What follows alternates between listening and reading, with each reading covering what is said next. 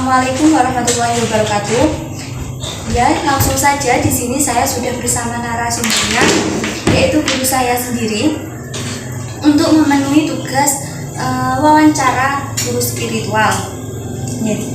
Ngapunten Ustaz, mohon panjenengan sedikit ceritakan tentang riwayat hidup panjenengan seperti nama dan tempat tanggal lahir.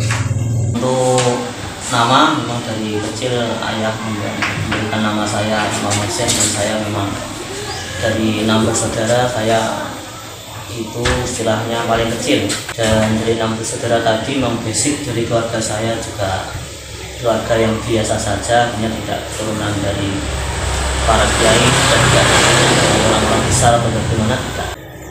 Dan tidaklah istilahnya dalam bahasa Jawa 6 bersaudara ini juga memiliki basic yang beda-beda, ini macam-macam sekali, berbeda-beda sekali. Dari 6 bersaudara ini ada kakak saya yang pertama itu ada yang bekerjanya hanya sekedar bangunan, ada yang kakak kedua itu juga ada yang jadi guru PNS, istri suaminya juga seorang peternak. Yang ketiga nanti ada yang sampai kerja ke luar negeri, ini kakak saya yang ketiga. Yang keempat ada yang jadi supervisor di Indomaret, ada yang kakak saya kelima ini TNI ya, TNI jadi Kodim Kulon Progo Jogja. Dan saya yang terakhir, basicnya memang berbeda-beda. Jikalau juga entah saya itu bagaimana kok saya bisa terjunnya ke dunia ngaji, itu bagaimana ceritanya saya sendiri juga tidak. Saya dilahirkan di Blitar tanggal 19 April yang lalu tahun 1992, jadi umur saya sudah 30 tahun.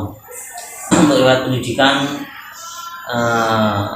dari segi akademisnya saya mulai dari MI Karangsono, dan itu MI swasta saja, dan memang MI-nya juga sangat dekat dengan rumah, sampai rumah saja. Selanjutnya setelah 6 tahun saya lulus itu MI tahun 2005 saya lulus MI, kemudian saya sekolah di SMPN 1 Kanigoro sampai 2005 sampai lulus tahun 2008 secara akademis. Kemudian saya lanjutkan ke sekolah SMKN 1 Blitar waktu itu ya, meskipun sebenarnya saya sejak waktu itu sebenarnya kepengennya juga sudah nggak sekolah, pengennya memang mondok. Setelah SMK itu memang mondok, dijanjikan juga untuk mondok, tapi memang belum ada restu, juga belum ada dukungan dari orang tua maupun keluarga. Akhirnya ya mau nggak mau saya tidak menuruti keluarga ataupun orang tua, SMK Negeri 1 Blitar, dan masuk alhamdulillah lulus SMP 2008, masuk di SMKN 1 Blitar, jurusan yang waktu itu juga dianggap semacam bergengsi juga, karena di SMK Negeri itu memang dulu salah satu SMK yang istilahnya favorit lah. Waktu dulu memang disiplinnya yang luar biasa di SMKN 1 Blitar. Dan jurusannya bergengsi pada waktu itu, jurusannya yang pertama TKJ, Teknik Komputer Jaringan, dan waktu itu saya masih jurusannya otomotif. Dua jurusan ini jurusan yang waktu itu dianggap bergengsi di SMKN 1 Blitar, dan alhamdulillah saya masuk otomotif juga diterima, jurusan yang masuk bergengsi pada waktu itu. Dan setelah di STM, saya lulus STM tahun 2011, dan memang ini juga agak aneh juga, karena memang pihak dari keluarga juga sebenarnya ingin kuliah atau mau kerja, cuma karena sudah dijanjikan yang saya ceritakan di awal tadi, saya ingin mondok dari sejak SMP. Akhirnya kalau sudah dijanjikan sejak SMP, akhirnya mau nggak mau keluarga giliran nuruti mau saya. Namanya saya mondok, artinya ya dimondokkan juga. Dan mondoknya waktu itu juga memang sejak dari SMP saya itu kepengen ngaji, kepengen mondok pada Kiai Maimun Zubair. Nggak tahu kenapa saya juga kepengen itu, kenapa pada Maimun, cuma waktu itu memang yang cocok, yang serp, yang kelihatannya apa yang saya mau, yang saya inginkan itu ada pada diri Kiai Maimun. Akhirnya ya saya mondok ke situ. Dan ada sedikit cerita menarik pada waktu itu ketika Kiai Maimun berkunjung ke Pondok Maftahul Ulum Karangsono, itu juga pondok masjid yang juga dekat dengan rumah saya. Waktu itu 100 harinya, seingat saya 100 harinya Kiai Hasbullah Al-Maghfurlah meninggal dunia. Waktu itu setelah ngaji saya melihat beliau, sosoknya kok cocok sekali seperti yang saya impikan, seperti yang saya harapkan. Keterangan-keterangan beliau, keilmuan beliau, juga sosoknya juga sangat saya dambakan sekali. Dan pada waktu itu pulang, setelah selesai acara, pulang pengajian itu selesai acara, beliau mau masuk mobil, itu ada beberapa orang yang istilahnya salaman waktu itu. Ada juga Kiai Junaidi Wabarjun, ada juga Pak Ustadz Ali Murtakodo, ada juga Gus Izzuddin itu.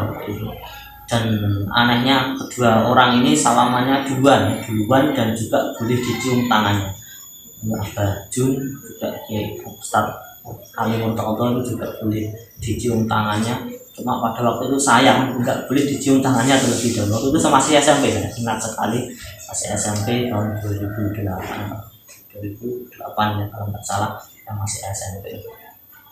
Jadi ternyata saya pikir-pikir akhir-akhirnya kenapa kok saya nggak boleh salaman terlebih dahulu. Ternyata memang saya kira, nggak tahu ya beneran apa enggak, cuma secara feeling saja, perasaan saya saja kalau menganggap bahwa itu ternyata kamu itu nanti mondoknya nanti dulu ketika kamu sudah STM atau jangan sekarang.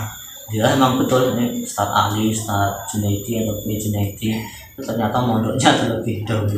Saya yang salamannya terakhir, yang justru juga nggak boleh dicium tangannya, ternyata juga mondoknya paling akhir.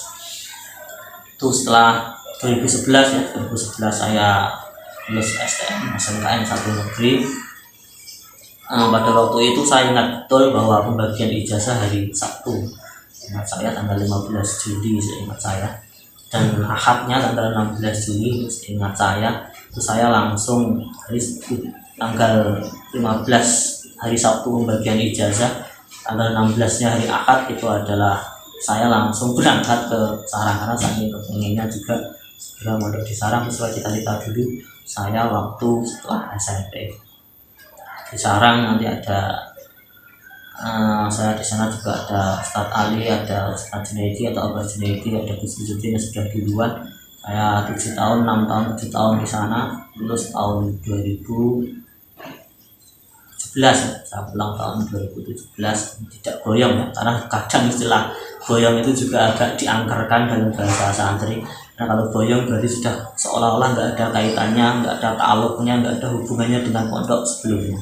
Makanya beberapa ustadz, beberapa kiai tidak mau dengan istilah goyang, istilahnya sekedar pindah kamar saja atau pindah rumah saja, supaya nanti pas sesuai dengan kaidah bahwa selamanya kita tetap santri. Berarti kalau seolah-olah kalau dikatakan goyang berarti sudah nggak santri. Maka dari itu saya juga agak cocok dengan istilah itu, kaidah itu, makanya saya bilangnya juga nggak goyang, tapi ya pindah kamar atau pindah tempat tidur saja, pindah di rumah. Ini tahun 2017. Kenapa kegiatan sehari-hari panjenengan?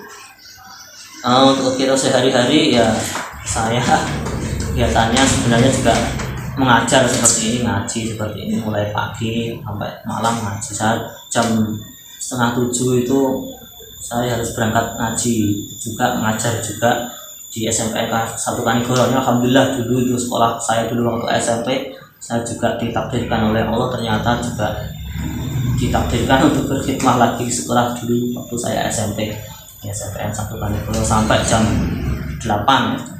Setelah itu saya pulang jam 8:30 langsung mengajar di sini, setelah 9 sampai jam 9:30 secara jadwal.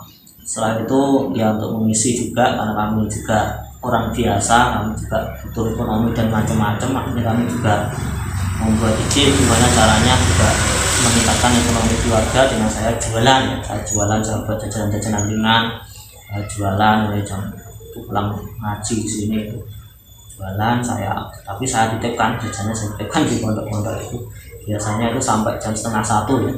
Saya selesai buat, saya 12:30 saya titipkan, nanti pergi ke Garum sana. Saya biasanya ke Garum ke pondoknya Pak Yai Saiful, di pondoknya Mani ya, Pak Yai Saiful, saya titipkan jajan di sana. Biasanya pulang dari sana jam 1:30, pulang ke rumah itu hampir sampai jam 2.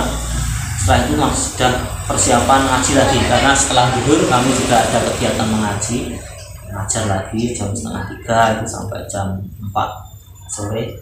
4 sore itu selesai pelajaran, tapi juga ada jamaahnya, setelahnya jamaah wajib. Jadi sekitar 4:30 saya pulang. 5 pulang baru nanti makan sore sedikit.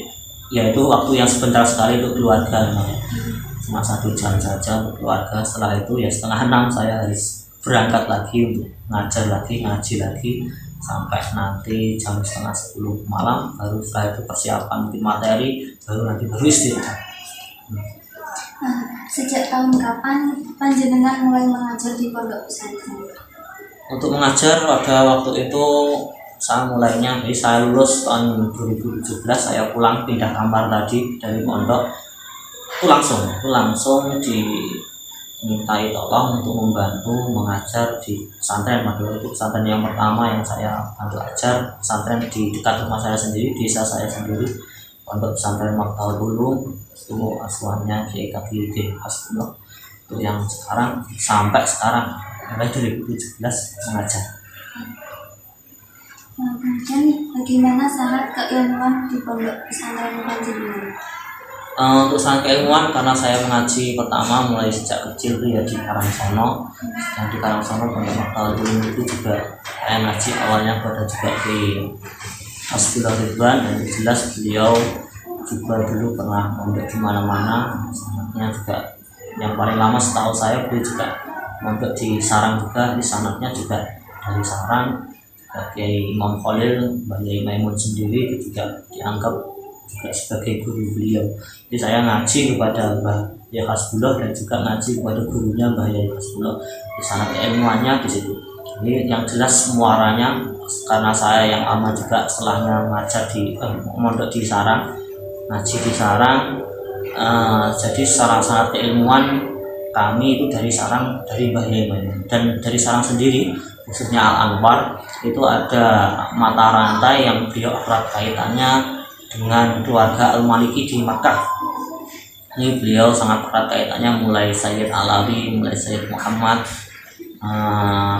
beliau kaitannya erat dengan keluarga Al-Maliki yang ada di Mekah. Jadi secara garis besar memang selain dari Mbah Mun, kami juga sangat keilmuannya kepada keluarga Al-Maliki di Mekah. Cuma di selain itu, karena memang Sarang itu adalah asuhan Kiai Maimun juga, banyak dulu ulama yang juga berkunjung kepada beliau. Pihak pesantren juga memanfaatkan waktu itu digunakan untuk ngaji kilatan pada santri. Alhamdulillah saya juga pernah ngaji pada Syekh Fatih Al-Lubnani, dulu mengaji kitab Tauhid, Sulamun Tauhid itu juga ada, fikihnya juga ada.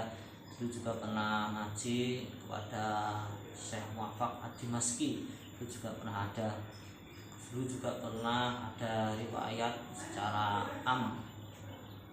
Jami'ah Ruwatihi, yaitu dari Sayyid Abdul Mun'im. Apa motivasi panjenengan dalam mengajar? Untuk motivasi, sekali lagi, kalau sebenarnya saya nggak ada motivasi sama sekali, karena tadi ya yang saya ceritakan dari awal, kami keluarga orang biasa, kami keluarga orang awam, yang ya tujuan mengajar seperti itu bukan basic dari keluarga kami, apalagi mengajarnya dalam bidang ngaji atau ilmu religi ini sama sekali sebenarnya nggak ada. Waktu itu cuma di waktu setelah lulus dari pondok pesantren memang ada dulu yang Kiai Muhammad Safiuddin mengasuh pondok pesantren Maktal Karangsono, dulu pernah meminta untuk ikut mengajar bidang falak pada waktu itu. Saya mikirnya cuma ya itu mungkin ya falak doang lah, cuma sebentar saja, satu pelajaran saja, saya kira juga nggak masalah. Terima kasih Ustadz sudah berkenan meluangkan waktu panjenengan untuk saya wawancarai. Mohon maaf bila ada salah kata, semoga dapat bermanfaat untuk semuanya.